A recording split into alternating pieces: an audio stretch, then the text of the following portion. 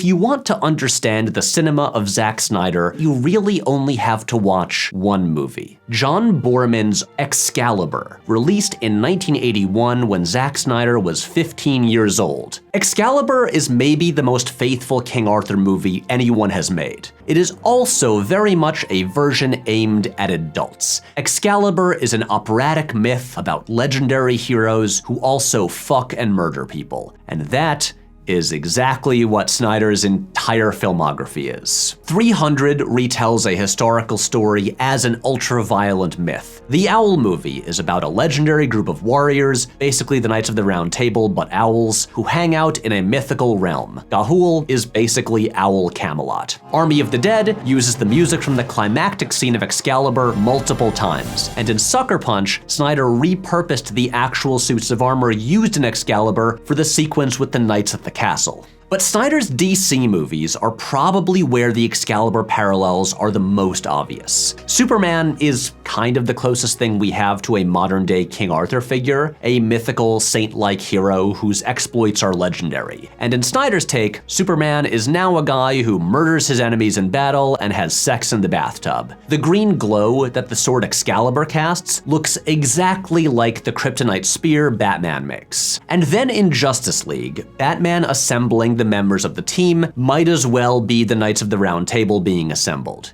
In some interviews where Snyder discussed his original plans for unmade Justice League sequels, he wanted Bruce Wayne to end up having an affair with Lois Lane, retelling the exact story of Lancelot and Guinevere from Excalibur. But maybe the most overt influence is the end of Batman v Superman, when Superman sacrifices himself in literally the exact same way that Arthur dies in Excalibur.